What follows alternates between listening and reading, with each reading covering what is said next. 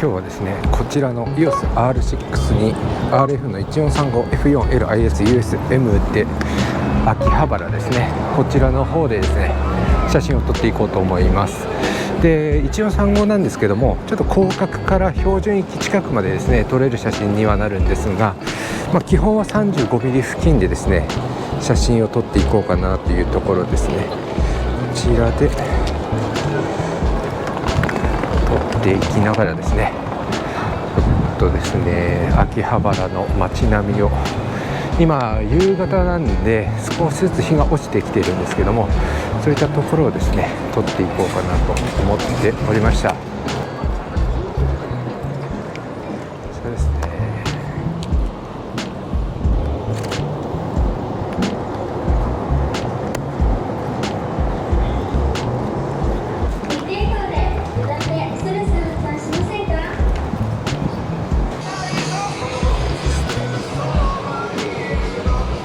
なかなか望遠域で狭い範囲が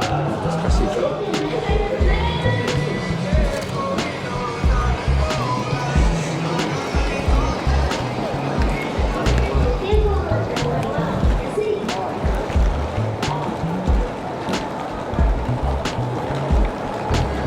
なので広角域になるんで結構リフレクションが取りやすくなるんですね。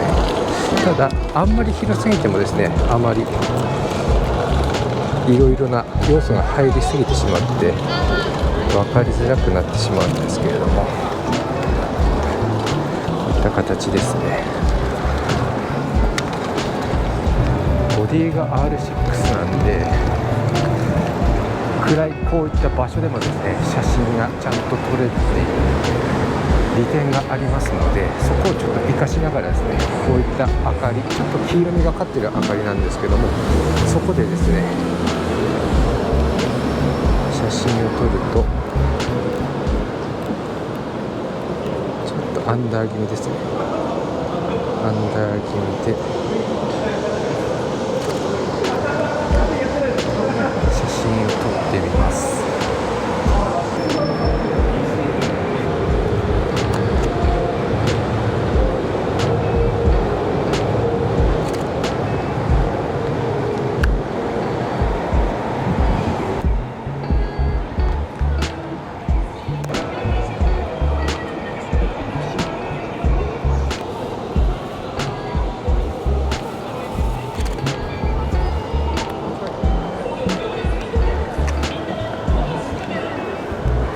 前別の動画でもお話ししたんですけど、この1435の 14mm から 35mm までのですね、この焦点距離のレンジがですね、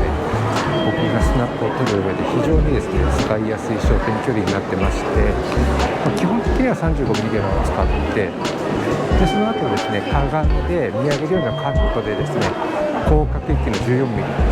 そういったところを使うとまたちょっと違ったパーツ効果であったり遠近感の部分ですね、そういったところを強調した写真が撮れるっていうところもあるので、僕はこのレンズですねすごくいいなと思って使っておりました。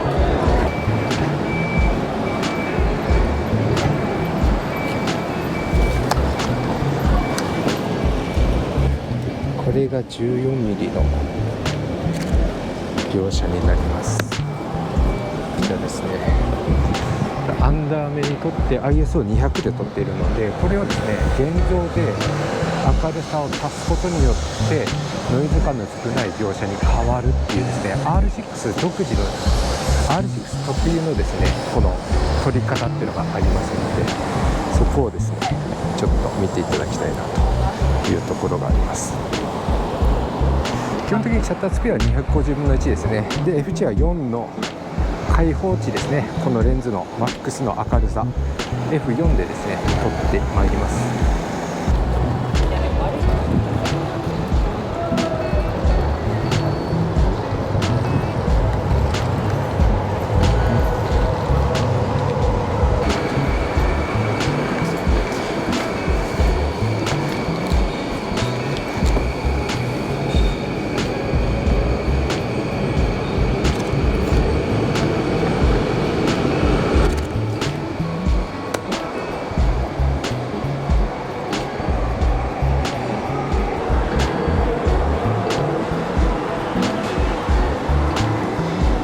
とですね描写に変わるわけなんですね。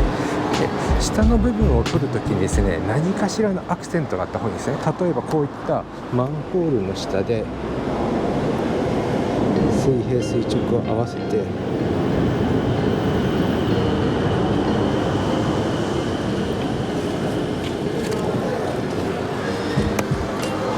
こういった形ですね。なので望遠とですね広角の使い方のこういった形ですね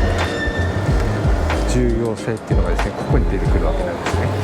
あとパース効果遠近感を求めた描写ができるっていうところがですねこの重要なポイントの一つかなというふうに思っています。2段下げて取るのと3分の1段下げて取ると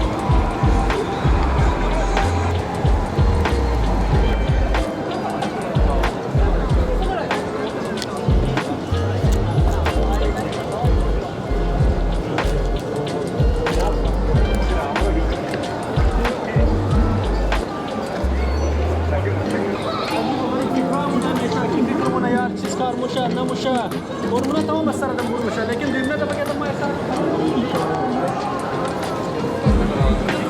日の日中はですね大通りの方が歩行者天国になってたので結構道路の中心から写真を撮れたりとかしたんですけれども今もう時間が過ぎてですね普通の道路が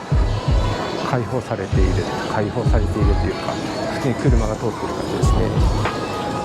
でこれもですね手前に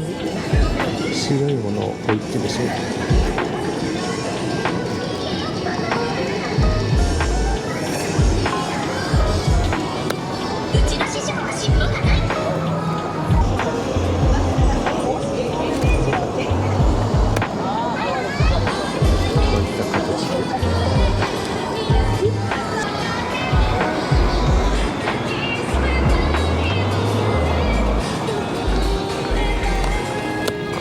これでですね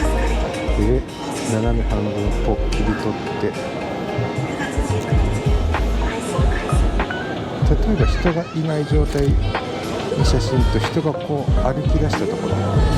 この違いというのがですねまたアクセントが違うから、こ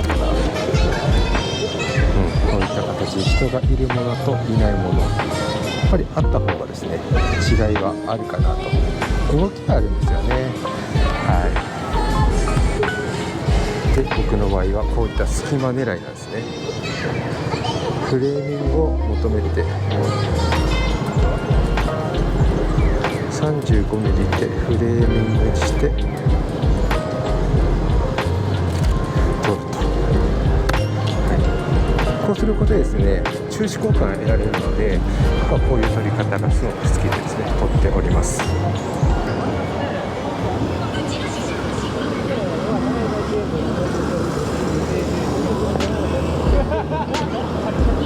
何もない状態もうちょっと下を切る感じですね。